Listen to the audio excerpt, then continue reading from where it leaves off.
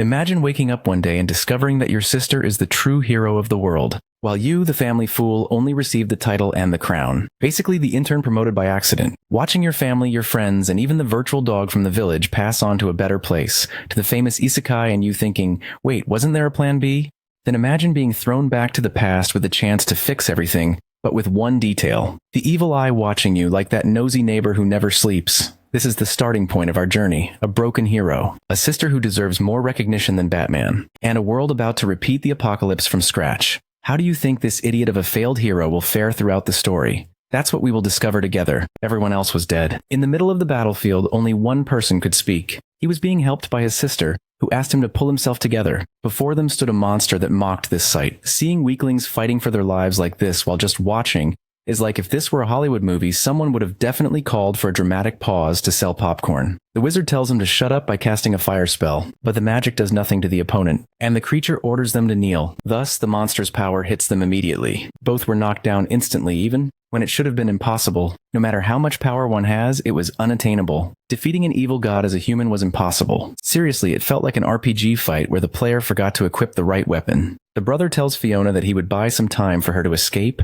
but Fiona refuses, picking up her sword from the ground. He turns around, surprised to see his sister stand up. The world would end if they didn't defeat him here. Without killing him, at least they could seal him with the rest of the divine powers of... The brother screams in denial because doing that would compromise her soul.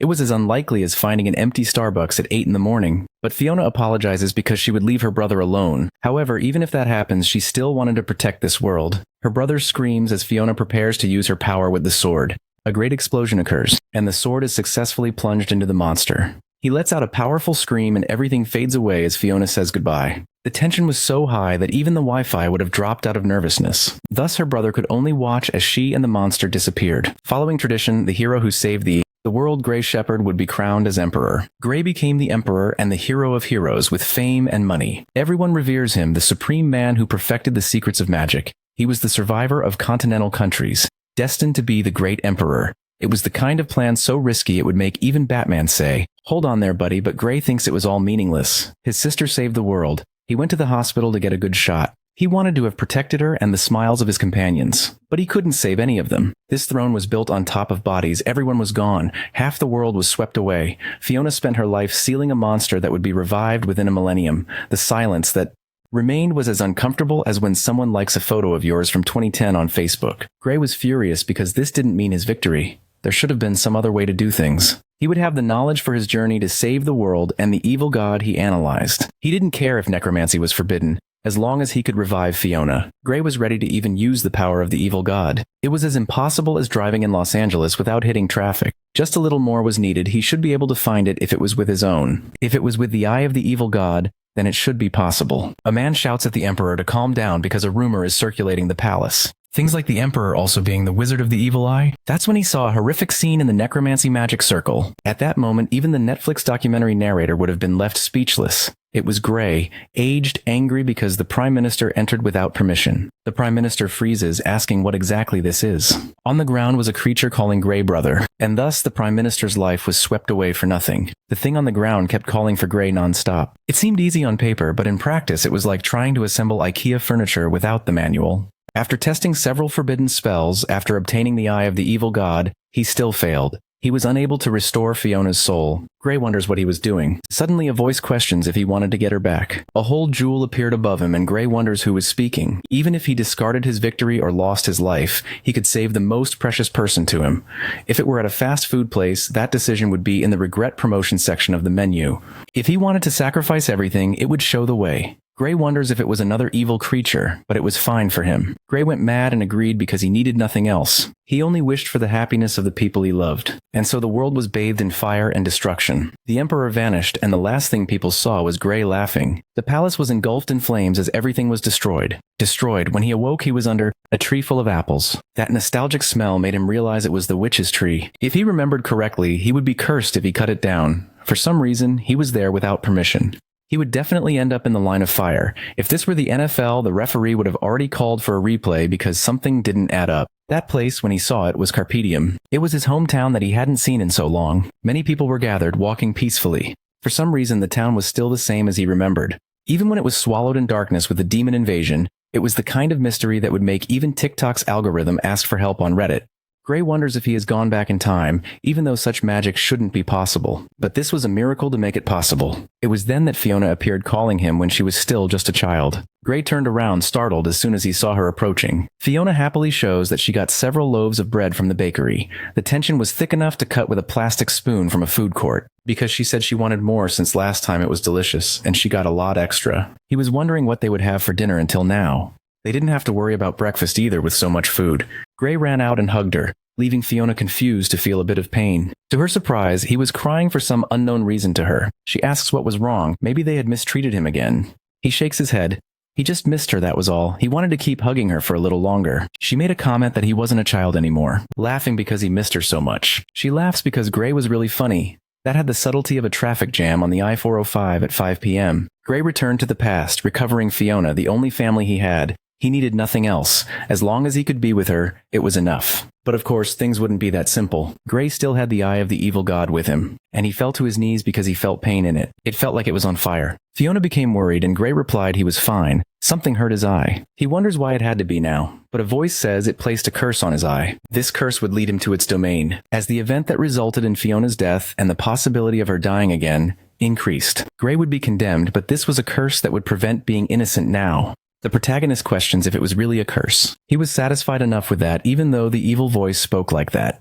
If the pain alerted him to the danger to Fiona, it wasn't a curse, but a blessing. Gray thanked her, and the voice grumbled that it was fine if that were the case. The pain vanished with the presence. Gray was still surprised. It was frightening. He didn't know what or who it was. Everything was fine for now. This time he would rewrite history and prevent Fiona's death without regrets. This was his greatest goal in this life, and to achieve such a feat, he had to prevent 12 tragedies from happening as a result of the demon invasion.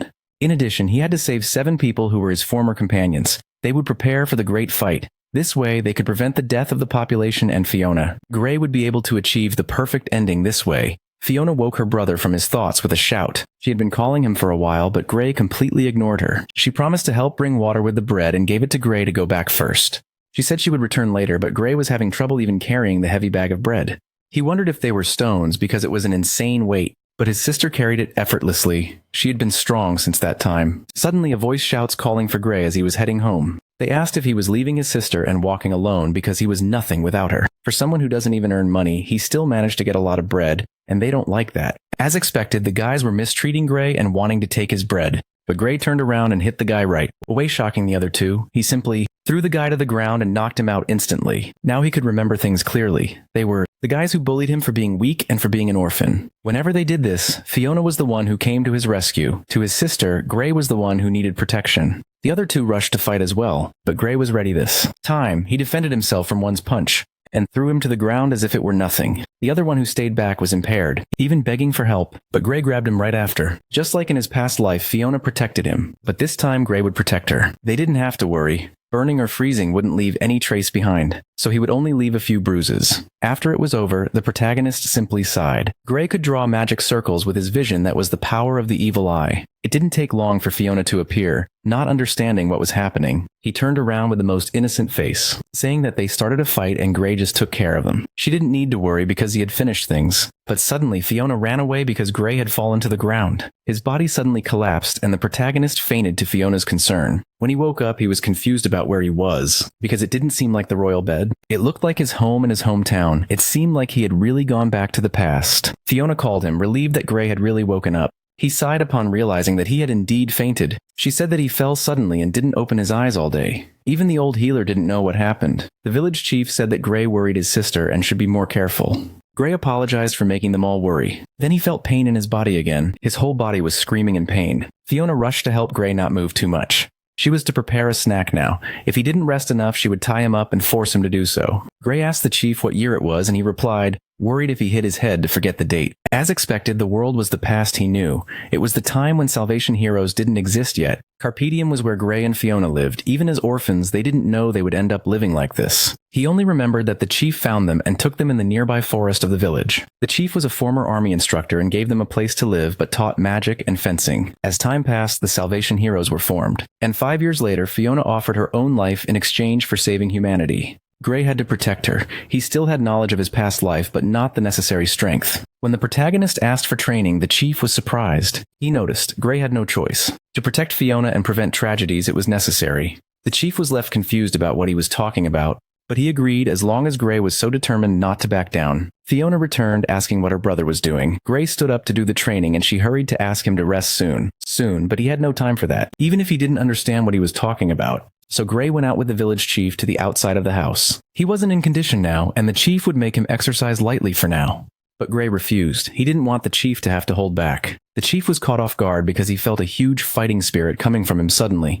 The protagonist then created a magic circle and launched an attack against the chief, who dodged in shock. The two began to fight, but the chief's attacks had no effect. He was left confused about what was happening with Gray. He had always been a guy with a strong affinity for magic. He always had a kind heart and hesitated to hurt others. But the Gray of now didn't have the hesitation the village chief knew. Those eyes belonged to someone who had taken hundreds of lives of enemies. Fiona even worried about her brother when she saw him fall coughing blood. The chief said that the balance between body and mana was distorted. He needed to strengthen himself first. The chief tells Fiona to take care of him as he would be preparing for training. And so the days of training with Fiona began, with Gray trying to keep up with her. Being trained by the person he wanted to protect was indeed strange. But it wasn't bad. He just had some peaceful time left beside his sister. After his body was slowly getting stronger, he could be seen using magic. Time passed, and Fiona commented that the day's training was fun too. Gray's body seemed to have developed well, probably thanks to Fiona. It was fun for Fiona to train as well. She always did everything alone, but with Gray, things changed. That's why they should continue practicing together from then on. Gray agreed even though he was worried. Away, Fiona noticed a crowd that seemed noisy. As they approached, Gray froze. He pointed to go the other way because it was crowded with people. After that man arrived in the village, that was when their tragedies began. If Fiona was chosen, it would only lead to the path of death. Gray knew he couldn't let Fiona meet that man. Their world was destined for destruction by the evil god, a calamity that awakens every millennium, manipulating the human race. Champions chart a journey of salvation. One of them was the Chosen of the Holy Sword. These chosen ones, called heroes, were selected by a cleric from the Salvation Agency.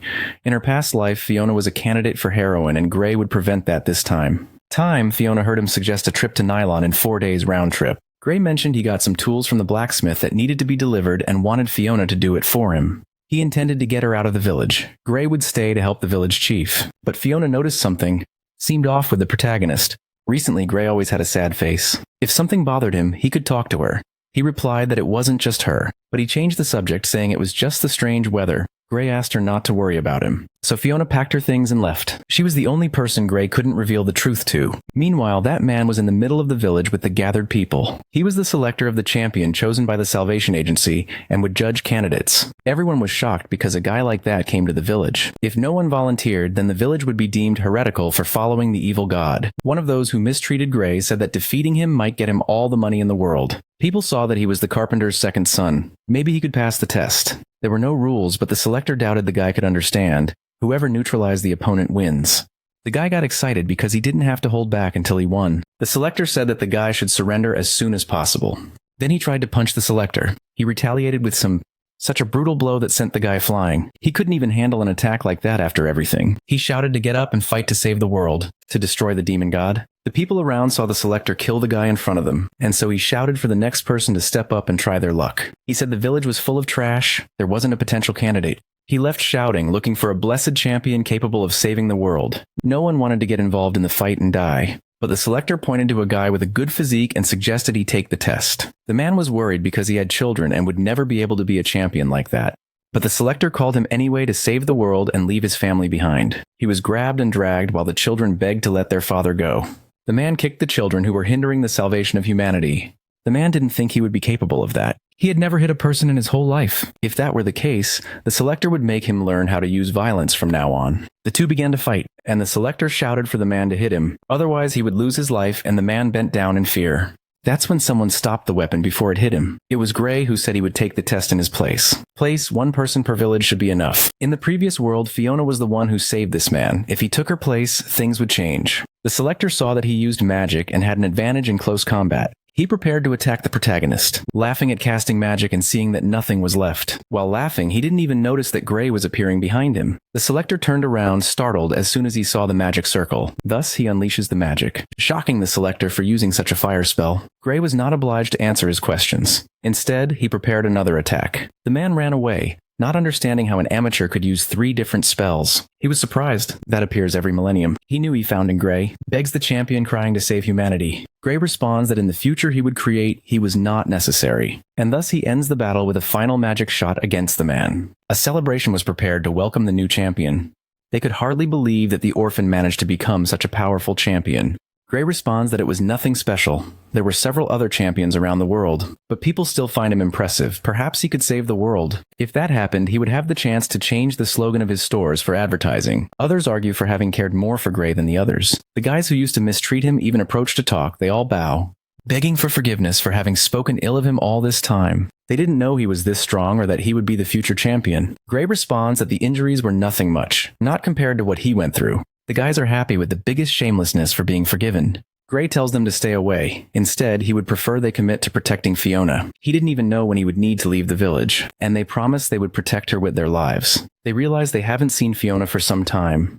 Gray went after his sister, who was isolated, sitting far from everyone. As he approaches, he asks why she is there. She replies she doesn't know and moves away, to which Gray holds her, asking if she is angry. Fiona denies it, but only feels she no longer knows who her brother is. Suddenly, he makes the champion selection without consulting her and sends her away from the village. Gray hesitates to explain, which irritates Fiona because he was leaving her aside. He couldn't say what was going on in his head, even when they should be family and trust each other. Gray responds that he was always thinking of just one thing. That was her happiness. For that to happen, he would save the world. It was their last banquet, so he suggests they could say goodbye with a smile. Even feeling down, Fiona followed Gray back to the village later. Gray went to say goodbye to the village chief. He says that no matter what they say, this would always be his home. No matter what happens, he should come back home. Gray says he has something important to tell him, which surprises him for being so formal. In 3 years, the demonic army would attack the village and people would die. The chief was shocked because Gray told him all this, but he would keep the alert imminent. The chief still knew that the protagonist would do his best as a champion. Gray responds that yes, he would do everything to save everyone. In the end, the protagonist did not see Fiona and she did not come to say goodbye. He wanted to see her face one last time since he didn't know when he would see her again. He thought it was better this way. Fiona wouldn't have to get involved in the war. Gray wanted to avoid the worst possible ending because of that. Suddenly he heard a voice. It was Fiona, who appeared ready for the journey. She would accompany him so they could go together. Fiona even showed that she received the selector's approval after finishing with him. It was her first time traveling and she was excited, but Gray pushes her away, denying and telling her to go back right now.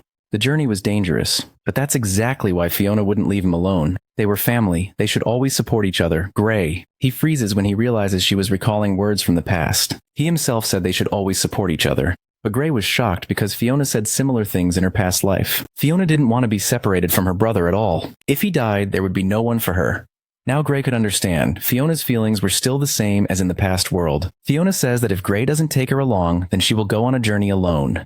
Sighing, the protagonist agreed. It was safer to travel together rather than alone. She was happy about this, and thus they set off. The war between humans and demons would still worsen. It was safer to keep her by his side, or so Gray thought as his eye began to activate the danger alert that hadn't gone away. In the city of Cornu, Fiona ran happily because this was a huge city. She had never been in a place like this. There was so much delicious food to try. She points to people performing and calls her brother to watch. It was the best city in the world for Fiona. Although Gray wasn't as excited, this city was actually the smallest, but all that mattered to Fiona was having fun. It was nostalgic for Gray. She reacted the same way in her past life. Stopping to think, Fiona wonders what the journey of salvation even was. The selector was so worn out after facing it that he couldn't even explain. The goal of the journey was to defeat the evil god who revived every millennium. They would gain the blessing of each of the great spirits, and unleash the ancient weapons that would make them even stronger. Saving people from monsters served as training to defeat the evil god. Fiona saw that she was called a heroine, while Gray was referred to as a wizard, a class defined the battle role set by the selector. Hero was the most important.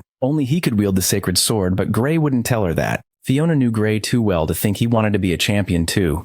He replies that wasn't the case, and she asks why he wanted to become one then. The group headed to a weapon shop, where Fiona picked up a sword, impressed. It was obvious they were novices by their expressions and the way they carried the weapons. Fiona shows that Gray was a novice too, besides her. The blacksmith suggests they leave soon because several novices had disappeared. He didn't want his weapons wasted. Fiona found it scary that demons were targeting beginners. Gray doubted they were actually demons. Fiona asks how he could say that, and he starts to answer just as a person appears behind Fiona. They grabbed Gray and Fiona and covered their mouths at the same time. The protagonist knew exactly who those guys were. They were led to another location and pushed to the ground. They ordered them. them to act obediently or they would kill the girl with them. Gray got a face kicked while Fiona checked if her brother was okay. She was fine too, despite everything. Suddenly, Ezekiel comments that they were quite unlucky to get involved in this. Gray was surprised to see him there, although Ezekiel himself didn't know who he was. Ezekiel Iglesias was a tank who joined Gray's team in his past life. At that time, they were surrounded by several demons in battle, all only when they were so close to the evil god and Fiona was targeted. At that moment, Gray shouted for his sister to get away from the attack, but Ezekiel was the one who protected her so the others could defeat the monsters. Ezekiel, however, was the target of several attacks at once. Even so, he shouted for his companions to go on because he had faith they could win.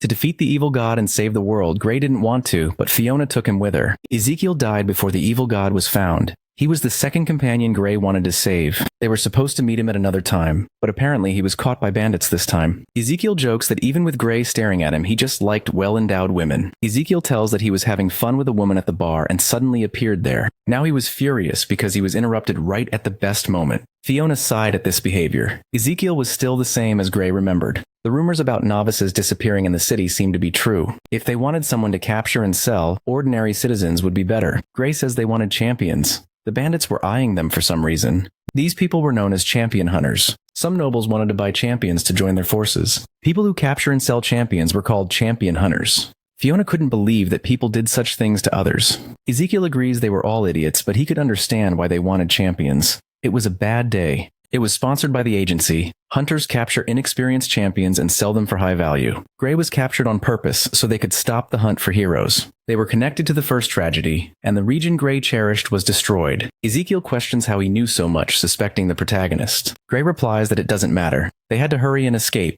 He pretended to sleep to find out where they were being taken, but they still couldn't free themselves from the bindings. Gray responds that it wasn't a problem. He would free them all now. So he uses his eye. Ezekiel and Fiona's bindings come loose. Even Ezekiel was left wondering how Gray did such a thing. He replies that he just used telekinesis and freed everyone else too. Gray says that now they should all go and opens the doors to escape. The champions are worried because the hunter should be much stronger, and the protagonist says he saw their weapons so they could get them back on the way. They storm into the room where the weapons were and everyone retrieves them. Ezekiel and Fiona feel calmer now that they are armed again. They were all safe and just needed to deal with the bandits. Fiona tells her brother to go together, but Gray asks her to wait. There were several other cells, and Gray wanted to free everyone first. Ezekiel says it wasn't bad on his part and would accompany. Meanwhile, the bandits were questioning the imprisoned champions. They even wanted to have fun beating one of them to pass the time. Suddenly, they hear a noise and turn around. It was Ezekiel commenting on how they had dirty hobbies. The bandits charge at him the moment they see he has freed himself, and Ezekiel defends himself easily from their weak attacks. Such attacks don't work. Ezekiel sends them all flying. The other bandit runs away, worried because this guy wasn't even a rookie. Fiona wouldn't let him escape like that, and quickly uses her sword to land an attack. Ezekiel praises her for being good, and Fiona replies that she trained a lot after everything. The fight continues, and they manage to save even more people.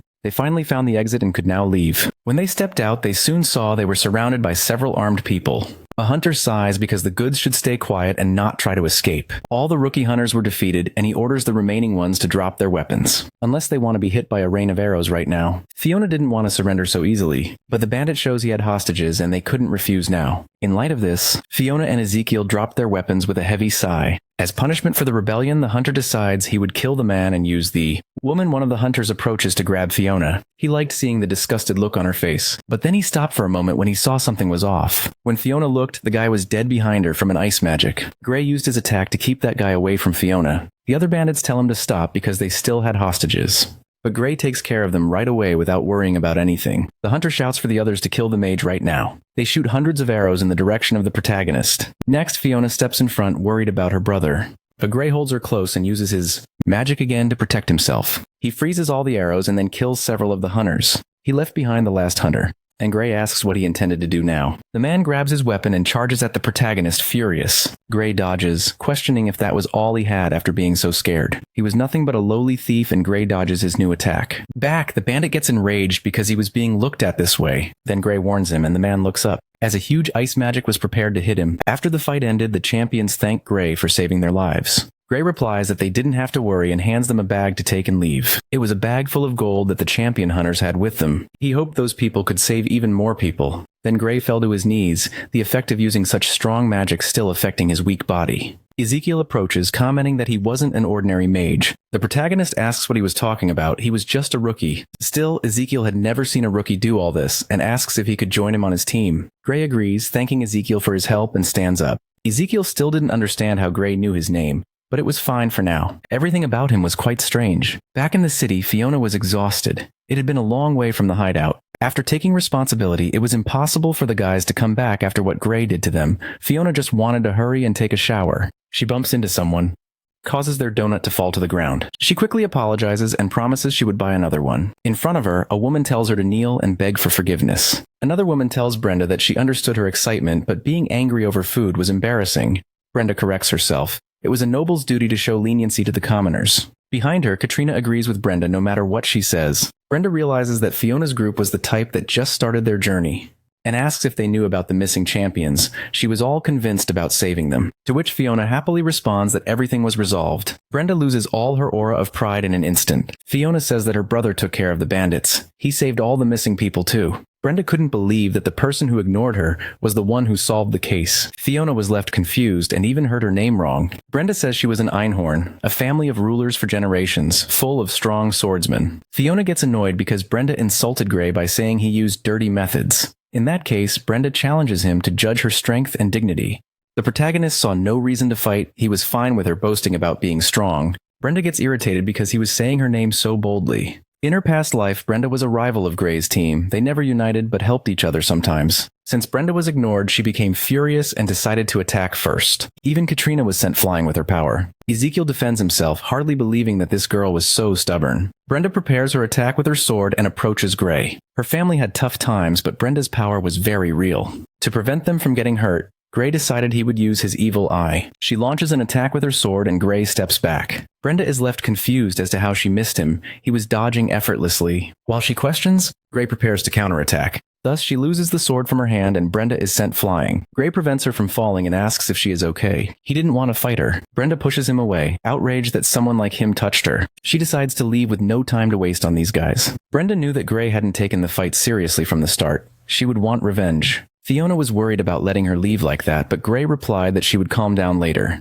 Ezekiel asks why they are going to a cemetery to visit a grave or something like that. Gray replies that he wanted to borrow something, and the others look confused. And so suddenly a hidden staircase appears before them. This grave belonged to a champion from 1,000 years ago named Albert, known as Aegis. Ezekiel didn't understand how an ordinary person like Gray could know so much. Gray realized during the chaos with the hunters that he had to get armor for Fiona quickly. The place was huge. They couldn't even imagine there would be a corridor like this beneath the grave. It was a location protected by a divine shield from the ancient champion. During the journey, Gray felt something strange, and turned to look back. It was probably just another rat or spider, and he decided to ignore it. The group continued until they reached a large door. Fiona approached and opened the door. This was the guardian of the grave, ensuring that the armor of evil goes to the worthy. The armor says to grant 6 trials of the agency of salvation. Fiona asks what that is and if they have it, and Gray says they just had to take it by force. They had no time to play with the Guardian to start with, and so the protagonists decided they would steal the armor. The armor gets angry because the insolent humans were violating the laws. Gray got tired of hearing it talk,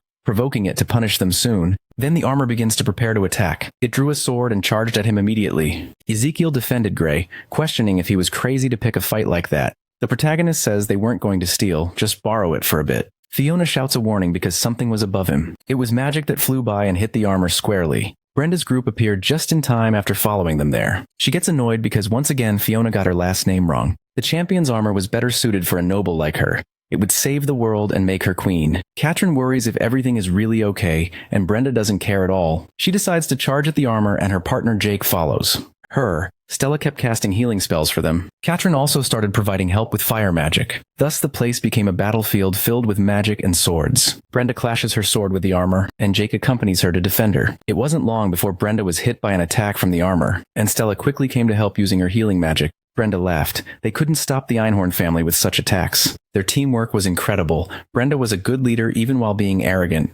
But even with them being high class, the armor was not going to give up. The protagonist shouts for Brenda to be careful because something was coming. She laughs because a mere commoner was trying to give her orders. Then suddenly she saw that the armor in front of her disappeared. She turns around wondering where it went. It was then they saw that the armor mortally wounded Stella. Brenda gets furious and turns to fight against it, but again it teleports and appears behind the swordswoman in the blink of an eye. Jake shouted for her and tried to help her, but another attack came secretly. Katrin was also knocked down as a result of the chaos on the battlefield. Gray realizes it was teleporting and needed to defend them, so he begins to prepare something using his evil eye. New attacks come in, this time hitting the armor squarely. Brenda ran to help Stella and shouted for her to stay with her. Gray was going to curse Stella with a time gift so her wound wouldn't worsen, but he had to find a healing specialist. Brenda complains because he would take the armor for himself when they hadn't lost. However, they were all injured after the battle. As a member of her family, Brenda would never consider backing down at such times. Gray suddenly has his eye working. Seeing Brenda's death and all her group, Brenda almost laughed seeing him cry when he had never even been able to defeat her. In his previous life, Brenda generally got in his way. Even in the end, she acted alone and they lost a lot of battle strength. For Fiona to live, Brenda had to work with her.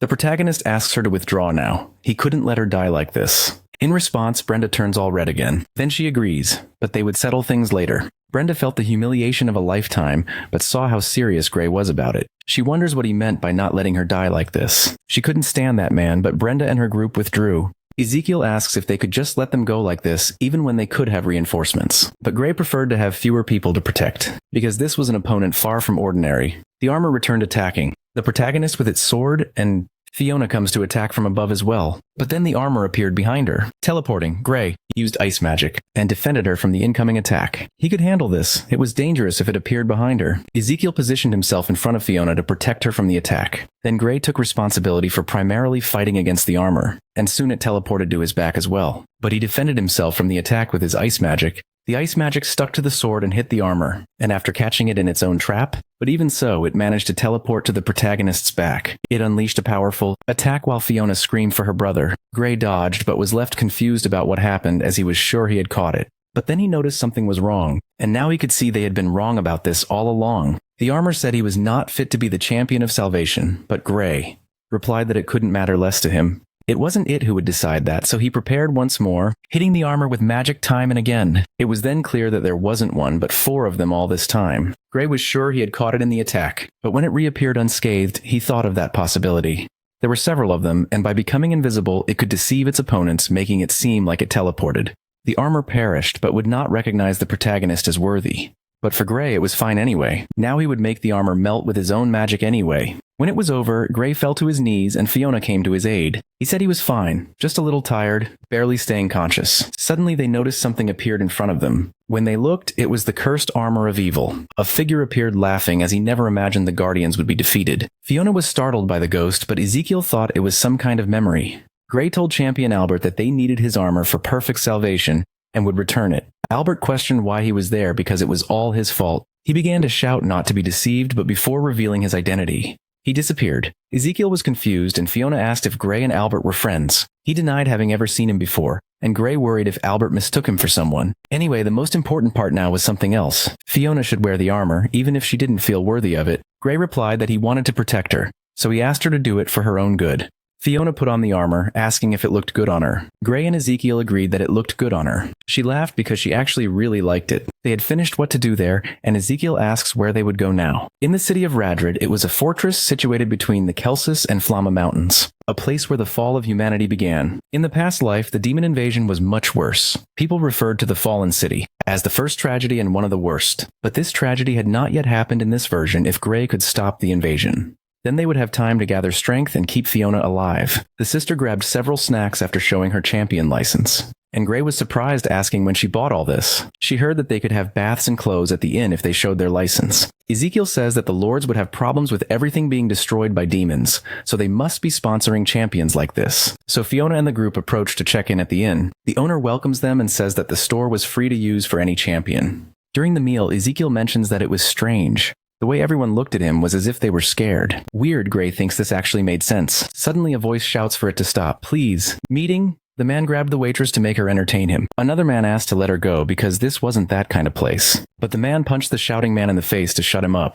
The man was angry because they thought they had the right to deny things to champions. He intended to teach a lesson to the waitress once and for all. Anyone who tried to go against them would meet the same end. Fiona was the one who stood up and placed herself in the path of that champion. She would not let him do what he wanted and hurt more people. When the strong city of Radrid fell, several excellent defenses crumbled with it. The reason was the hero hunters. There were few people in the fortress due to the disappearances, and then there were the deaths of rivals that were happening. And finally, the dirty champions who were destroying Radred, because a girl was trying to talk to an adult like that. Then he charged at her, deciding to show a lesson. He was too slow and Fiona jumped over him. She tried to strike with her sword, but the man defended himself with his unscathed arm. Then he sent her back as if nothing had happened. Fiona was surprised because her armor withstood the movement. She received a strong attack, but the armor absorbed it and Fiona resumed fighting. Still, none of her attacks did anything to the man. The champion grabbed Fiona's arm and stopped her, and then he threw her to the ground with a move. Her attacks didn't even leave scratches on that champion, and he laughed because she really seemed to be trying to attack with all she had. Then it was time to teach a lesson. He wasn't going to hold back just because she was a little girl. But suddenly a fire magic appeared behind the champion. It was Gray who came to Fiona's defense, warning that touching her would mean death. The champion showed off because his weapon was his own body, nothing could scratch him. Gray asked if he wanted a test and see if that was really true. The man got angry because they were underestimating the resilience of his body. He was a bit of a bad guy. Would make Gray regret speaking ill of him like that. The champion attacked him and caused destruction. Fiona screamed for him. The others were worried because the guy was a monster and surely Gray was dead from that. The champion laughed because he crushed a person to dust with a punch. Behind him, Gray asked where he was looking after all. The guy tried to throw another punch, but Gray disappeared again. This time he hit and sent him flying. Following up with several punches, Gray broke through the wall with the final punch. The champion hoped that this would be enough for him to have won. And again, Gray appeared behind him, wanting to know if it was over. The champion was confused about how he could be fine after all that. He used the secret defense of body strengthening, Iron Body. After being provoked, the man again decided to attack him. But this time his fist stopped midair, leaving him confused about what was happening. Gray laughed because he should have limits on how slow someone can be. There were chains holding his arms while he attacked uselessly without stopping. That was how he trapped him in his mana chain. It didn't take long for him to see that he really couldn't move at all. The protagonist agreed that he should be careful. The chains bind his existence. Forcing it would hurt his soul. Now it was time to pay for his sins for having hurt innocent people.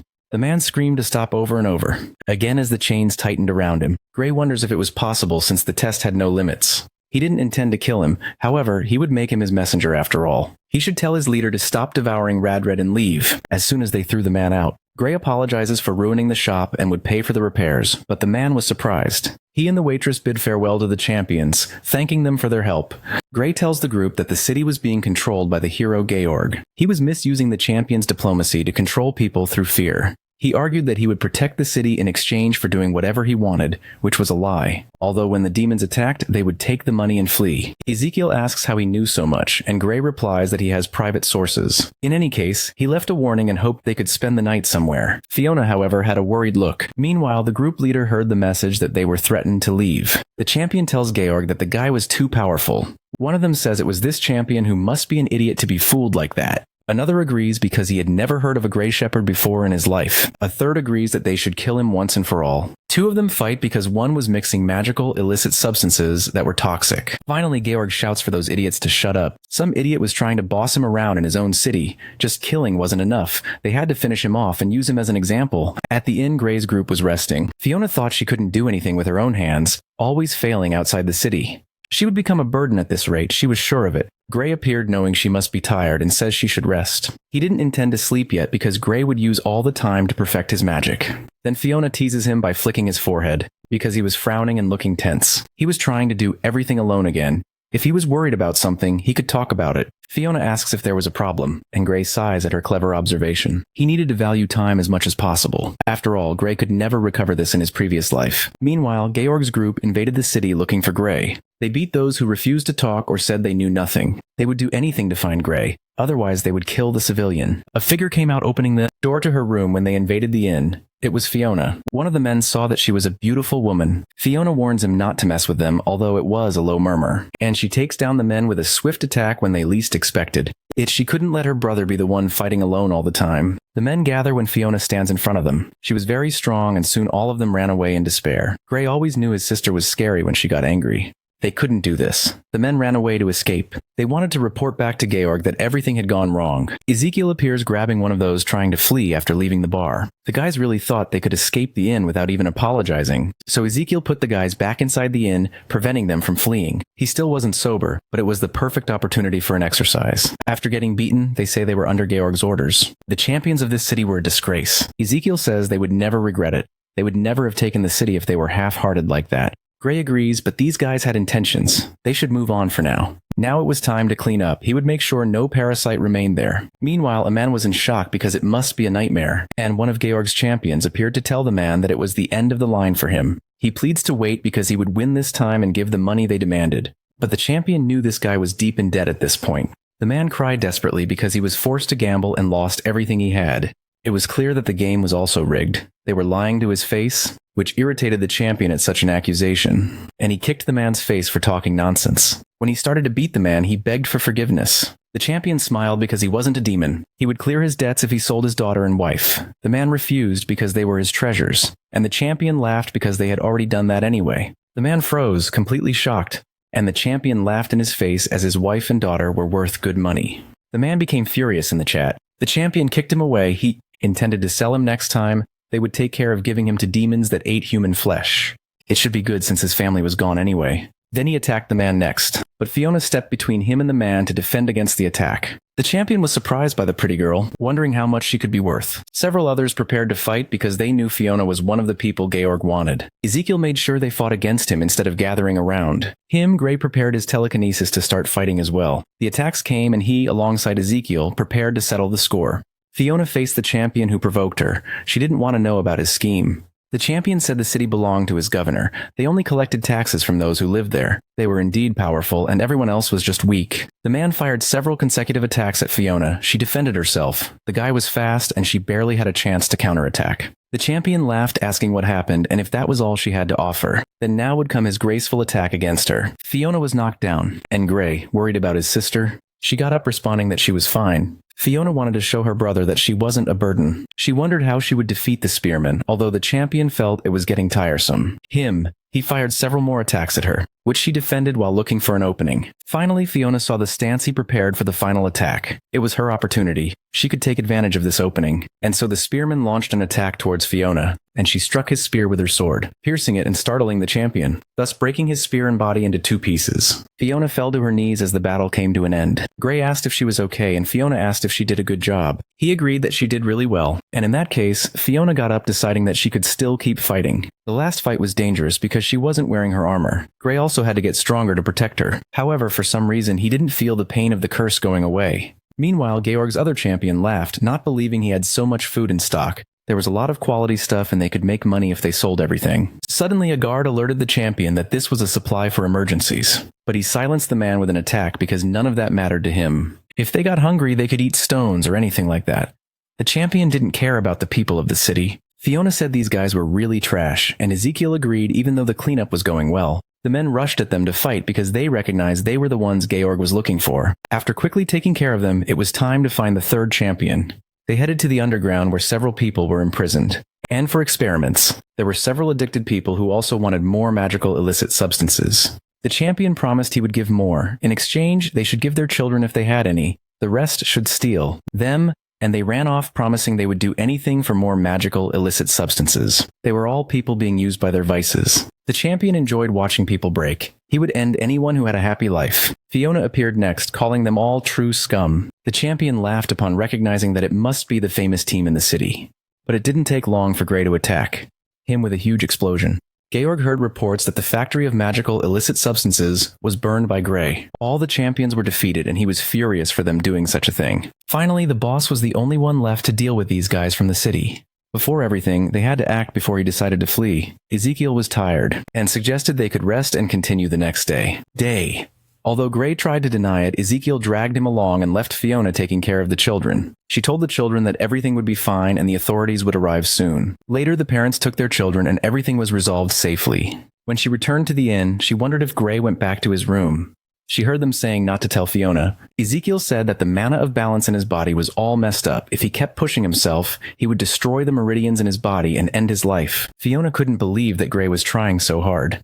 He knew his limits and was always training his body to surpass them. If it were possible to have a world where Fiona was happy, his life was a cheap price. Georg was the only one left. They needed to take care of this soon. In parallel, Georg's champion said they should steal and flee as quickly as possible. That's when Fiona appeared, startling the men, and they asked who she was. It was then they recognized she was one of Gray's group and were frightened. She quickly dealt with them as they prepared to kill her. She was quiet and silent during the battle. She would never let her brother go too far and hurt himself like that again. Then a person appeared saying that getting rid of useless trash for a brat was actually good. It was Georg who asked who dared to mess with his city. He wouldn't rest until he finished them all. He attacked her, preparing to kill her. In the past, Georg had been the winner of the Grand Tournament of the Year. Everyone praised him for his fencing and for defeating the wizard of the Wallenstein family. Everyone celebrated, and Georg swore he would always meet everyone's expectations. And now he was furious to take down each one of them who messed with his city. He attacked Fiona, who defended herself with some difficulty, to the point that Fiona's sword eventually broke, to her shock. Georg's technique was to destroy his targets. He would slice her up the same way. Now it was her turn. But before the attack could hit, something surprised him. A high-rank magical barrier protected her. This was the defense of one of the sacred armors. Fiona said it was an important armor her brother gave her. He would never be able to pierce through the armor like that. If he couldn't hurt her, then Georg decided to finish her off in other ways. So he threw a spiked ball in front of her. The spiked ball went towards Fiona to hold her. Herky, the military's cage, was a spell that isolated the target and blocked physical interference. Although dark magic was banned, he was still quite skilled at it. He could enjoy losing consciousness while entering despair. Georg just watched her in this bizarre scene. Now that the woman was neutralized, he wondered if he should finish her off, as he tried to decide what to do. Georg stepped back when an attack came from the ground. It was Gray who said he made the right choice not to kill her right away. Georg saw he rushed to save his little sister, which was a shame because he was a hero and wouldn't be defeated. Ezekiel recognized he was powerful. This kind of opponent was a problem for wizards. But Gray was determined because anyone who hurt Fiona would meet their end at his hands. So he unleashed a giant and powerful attack against Georg. The man countered the attack, swinging his sword against the magic blast. His sword was capable of cutting through even flames, and it would work well on his flesh too. He charged at Gray's neck. Gray questioned how he could act like that when he was so strong. Champions had to protect people. Georg replied that he would never understand. He had never faced a high-ranked demon. It wasn't something humanity could win against. Instead of saving the world, it made sense to take all the wealth possible and survive. After all, this was an era where champions could do as they pleased. Gray said he was pathetic, scared of losing to a demon like that, which infuriated Georg even more. And he used his purgatory cage on him too. He would make that man swallow it. Gray was held by the spikes right after. Ezekiel was shocked to see what unfolded before him, while Georg laughed because this was a barrier that only its creator could open and close. That's when a strong light emerged from within the spikes. From inside the spikes, several rural roses appeared as Gray rescued Fiona. Georg was in shock. It should have been impossible for them to survive. Gray denied the mana absorption with his spell and quickly dealt with the barrier. From within, it was originally made by a demon. A human shouldn't know how to use it. The previous Lancer also seemed to use demon things, even when they should fight against them. Fiona apologized for causing trouble again. Gray replied it was okay. Then he asked Ezekiel to take care of his sister now. Georg realized it was a mistake. He should never have trusted a wizard's tool. After all, a swordsman should kill with his sword. In that case, he would show the technique he trained and used during the Grand Tournament, and Georg prepared an attack that came quickly in his direction. Ezekiel defended Fiona while the attack came to hit Gray. He disappeared with the attack hitting him directly. They couldn't even believe it. Nothing of his body remained. Georg laughed because Gray was incapable of overcoming even a human. But Gray appeared behind him, saying that in the end, even with the sword, he was incompetent. He was able to easily surpass his attack, just sensing his power and avoiding it. Georg could hardly believe he'd lost even being a champion. It was then that magical chains held him by the legs, and then several spears appeared above his head. Gray replied that if he was a champion, he should be able to handle all of this. And finally, the battle against him ended as the attacks hit Georg. Back at the inn, Ezekiel asked what they should do now that they had dealt with the parasites. Gray said they would stay in the city. It was almost time for the sacred water spirit to give its blessing. Fiona got excited because she had never seen a spirit before. Suddenly someone knocked on the door, even though it was so late. Outside, 3 people were standing. The main one introduced himself as the Lord of Radred, Orlando Greschel, and his son Heinz Greschel. Gray and his group also introduced themselves to the Lord of the City. Orlando came as soon as he heard that Georg was defeated and wanted to deliver a reward. In the chest, there was an immeasurable amount of gold coins. Gray questioned what exactly this was after all. Orlando and Heinz begged for forgiveness because if that wasn't enough, they could have more. Gray replied that they would not extort them. He would only use the money on the people themselves. This took both the Lord and his son by surprise. Heinz thanked Gray because they were very grateful. They could hardly have survived without someone to stop Georg. Since they killed his grandmother, they were forced to close their eyes to everything that happened. Gray was happy to hear that they were willing to go so far, and there was something he actually wanted. To start with, he wanted to know if he could get some employees from the Academy Guild. He was then presented with a formula that started with a McGrass extract. Manufacturing the spell, the extract would act as a catalyst and draw a lot of mana from the evil stone, and if he could crystallize the mana afterward. Thus they could achieve an extremely potent mana restoration. The guild guys never believed such a thing was possible, such pure restoration. Halma grass and the evil stones were abundant in the Flamma Mountains. They could produce and sell. Heinz said he could leave it in their hands. He had a merchant guild that would cooperate to sell. Fiona thought the stones were beautiful. Even Ezekiel was impressed and asked where he learned this. Gray replied that he had experimented with a lot on his own, although he had researched a lot about reviving Fiona, and that included creations like this. Heinz asked if he wouldn't visit their mansion now. They would prepare a banquet for the great heroes who saved the city. Gray replied that they would stay for a while, but he would take a walk around the city to see if some of Georg's men were still around. When Fiona insisted he took her along, Ezekiel decided to go out to see someone. Fiona knew he was going out to hit on another woman for sure. She hoped Gray would never be like that. And on the way, he bumped into someone. The girl fell apologizing because she wasn't watching her way. Gray bent down to help and apologized because he hadn't seen her either. It was then that he was startled when he saw her. The girl shrank back apologizing, but suddenly Gray asked her to accompany him because he needed her, and the girl was startled by his words. Even Fiona was shocked because she thought her brother would never be that kind of man. The girl stepped back, not understanding what Gray wanted from her. He replied that she would regret staying where she was. She needed to get rid of them before she committed a serious crime. The girl was Sasha Flores, the former healer of his team. At this point, Sasha was a prisoner and was sent by acquaintances of a group called Rival Killers who eliminated other champions. Sasha was forced to work for them. Many people died and her hands were stained with blood. When Gray freed Sasha from those guys in the past, her mind was already broken. She carried a lot of guilt, was unable to fight in the end, and died. But now Gray had the chance to save her as long as Sasha was by his side. Fiona didn't hide her shock because he knew her full name. Sasha said that if she ran away, she would end up being killed, but Gray assured her that he would protect her. Fiona didn't understand why he was acting like this with someone he had just met. Then Sasha apologized and ran away because she couldn't do this. Gray was left behind, worried, and then he saw the way his sister was looking at him in judgment. He didn't think he was a seduction artist, and Gray was left confused.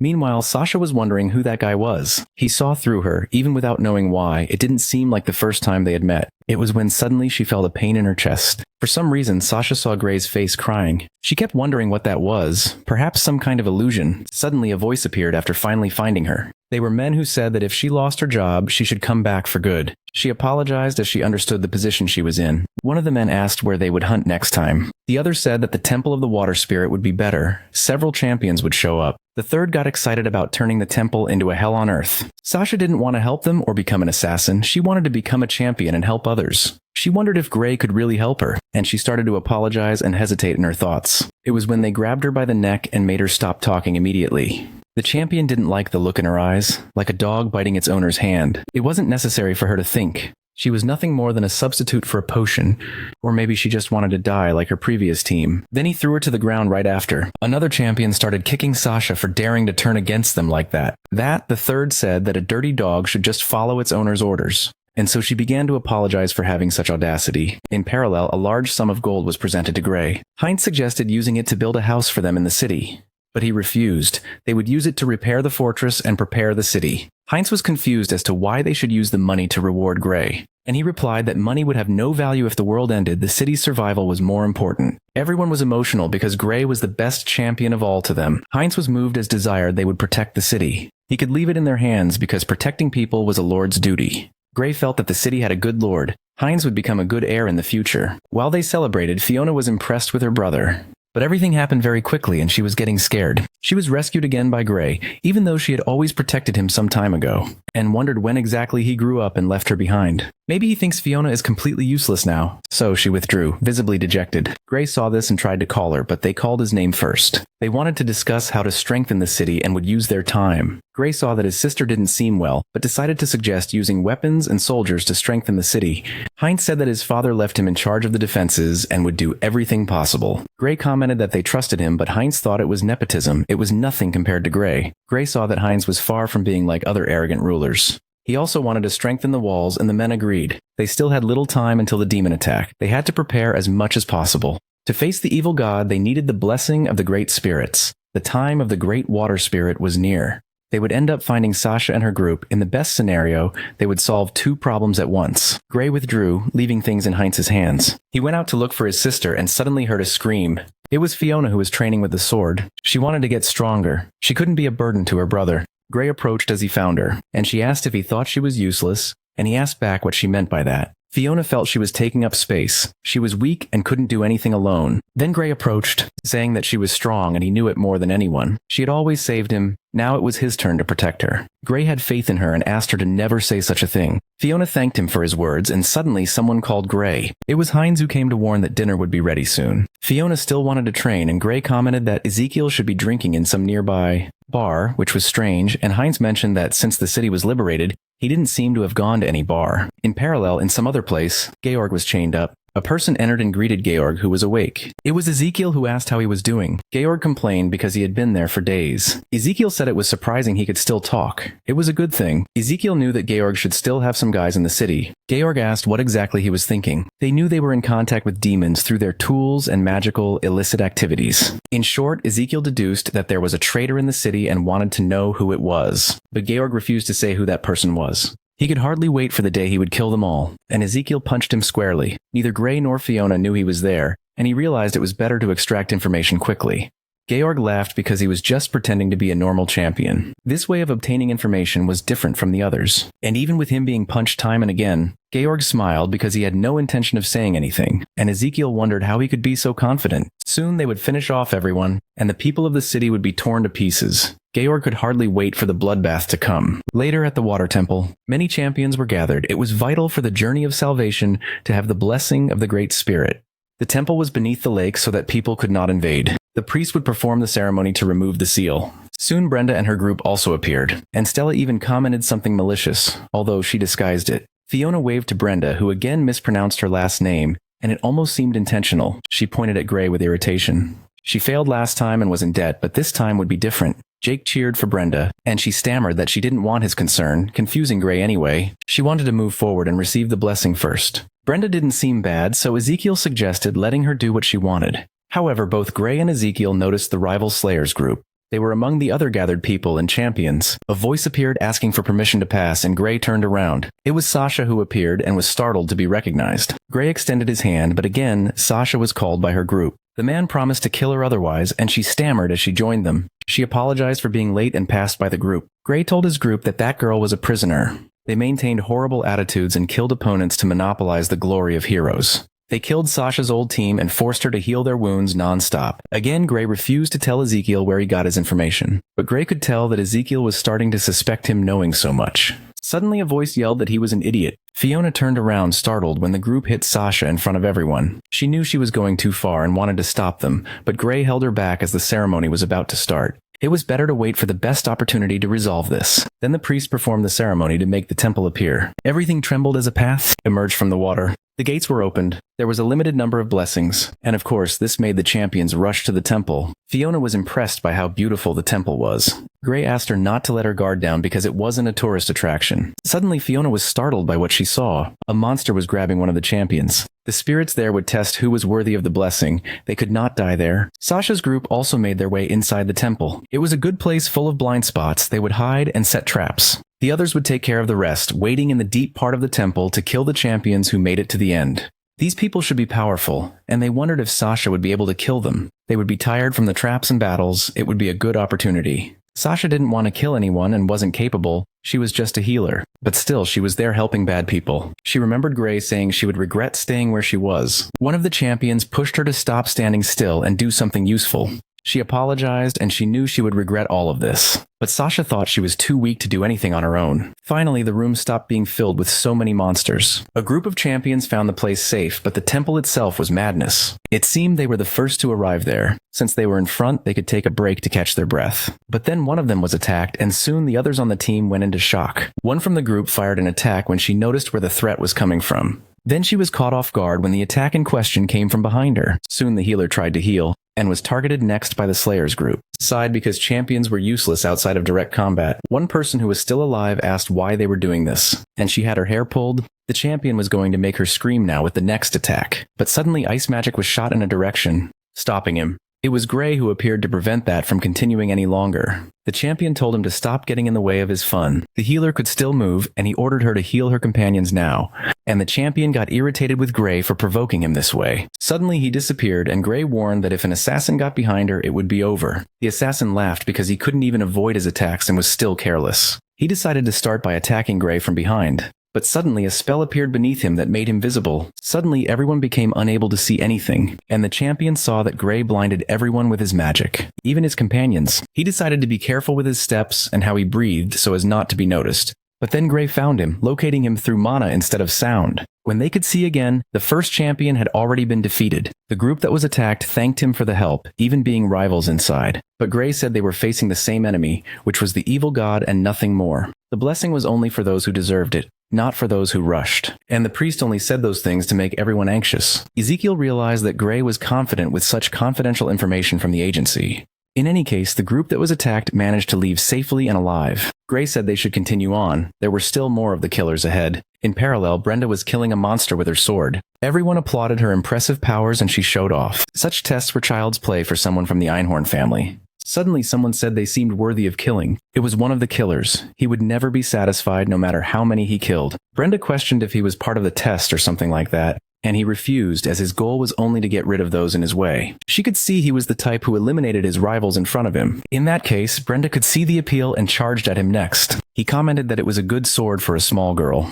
But then something stuck to Brenda's sword, and she wondered what that feeling was. She was getting weaker. Then suddenly she fell to the ground. Jake ran to help Brenda next, but was knocked down right after. He fell and knocked Katrin down as a consequence. Stella shouted for her companions without even seeing what was coming from behind her. Again, she was attacked from behind. Brenda questioned what kind of dirty trick he had used, and he asked back if such a thing even existed on the battlefield. When Brenda thought she was going to die, suddenly Gray came to her rescue. The champion asked if he was really going to steal his prey, and Gray apologized for bothering him, but she was important to him, and Brenda was immediately affected by his words. Gray shouted for Ezekiel to take those people to a safe place. Fiona would take care of the night, and Gray asked her to wait because his cursed sword was dangerous. It could drain her vitality if she touched the sword, and Fiona decided she would avoid every attack. The champion asked how he could know all of this and attacked Fiona, who dodged each of the attacks that came next. Frustrated, he prepared to kill Fiona as soon as she got close to the end of the fray, but Fiona avoided it again and pierced him with her sword. She celebrated because she took down one of the killers, and Gray agreed, although it was precisely what worried him. Her talent was so great that it was a tragedy. At this rate, it could end up repeating. Brenda said he didn't have to save her because they were going to win in the end, and Gray agreed. Fiona retorted that she was being ungrateful, and Brenda stammered that she didn't want help. If she had died in such an undignified way, she would never find her leader in hell. Suddenly, the champion stood up, speaking with his Camillivard sword, to free the stolen vitality and let them all die together. And out of nowhere, the guy activated a kind of bomb to take everyone with him. Fiona pushed Gray so that he ended up far from the explosion, but she ended up falling when the ground broke. Gray reached out, but Fiona had already fallen and it was too late. She started to fall knowing that at this rate she would die. But suddenly wings appeared. They were wings from the armor that kept her safe as she reached the ground. It was a long fall, but at least she was okay. Fiona worried if the others were okay, but knowing Gray, they should be. They would probably go deeper into the temple, and she should be able to find them later. On the way, Fiona discovered a very beautiful room. It was different from the rest of the temple, perhaps where the Great Spirit of Water lived. She could hardly wait to find Sasha down there. Sasha was injured on her face and looked frightened at Fiona. She introduced herself as Gray's sister, and Sasha asked her to run away. The leader planned to kill everyone down there. He went to check on the others, but would be back soon. Fiona knew her brother was telling the truth. She had to save Sasha. She said they should escape. She couldn't stay with her team and promised to protect her. Fiona knew Sasha was a healer and could try to heal herself, but she responded that it would be a waste. It was only a matter of time before she got hurt again. What moved Fiona was hearing her depressing words, and she stepped closer to hug her. She must have been used to getting hurt, and she would lose sight of everything if it continued like this. Sasha replied that maybe not seeing was better than this. She remembered Gray when he was mistreated in the village. Fiona was determined not to abandon her, and so she pulled her by the hand to leave, even though Sasha didn't think it was a good idea. Still, it had been a long time since she felt a gentle and warm touch. It was then that the team leader appeared, asking where she thought she was taking his dog. It seemed she needed a lesson, and so he went to attack Sasha. She froze in place, but Fiona dealt with the attack with her sword. She broke the spirit with one movement.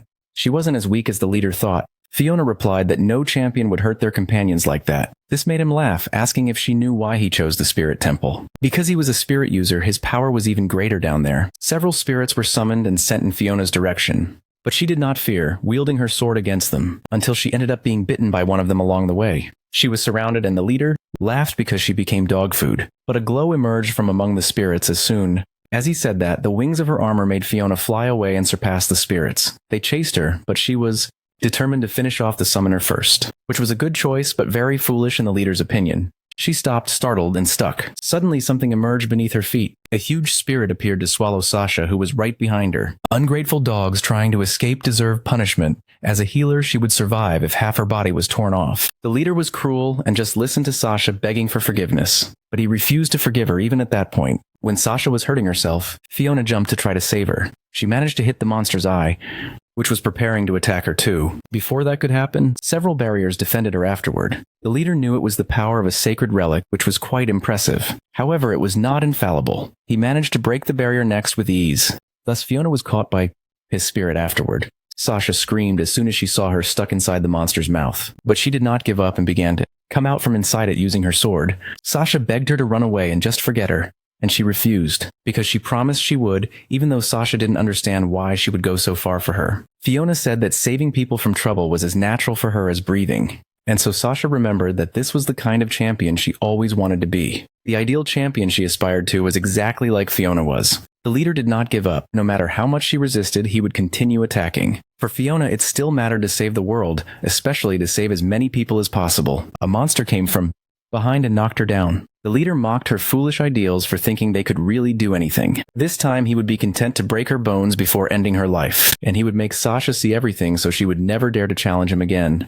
She begged him to leave Fiona alone, promising she wouldn't challenge him again, and the leader refused again. He needed to see what happened to those who refused to heed his words. It didn't take long for an attack to come and finish off the spirits. When they turned around, to the surprise of Zero people, the one who came to the rescue was Gray. The leader was amused by the idea of making his brother watch his sister's death. But then Gray's eye activated, and the monster holding Fiona was destroyed next. She was fine, happy to see that her brother was okay too. The leader prepared to attack again, furious, ready to kill everyone there. Gray had no intention of holding back. People who hurt others didn't deserve a funeral. Not that the leader thought a word like companions made sense to him. Still, their spirits were being destroyed one after another. His attack was a mistake. No matter how many spirits he defeated, Gray was aiming for the summoner too. And that's how his attack reached him next. Sasha merely watched this scene and saw that he was demanding to be healed. She agreed to heal, but a voice made her stop before doing so. It was Gray asking if she really wanted to do that. Nothing would change if she healed him, neither his situation nor herself. Still, she was hesitating. The leader shouted that she had no choice. She was a useless trash who just stood by while her team died. Gray disagreed because she was stronger than she thought. She was the best healer among the champions. Therefore, she could step forward. If she did, it would lead wherever she wanted to go.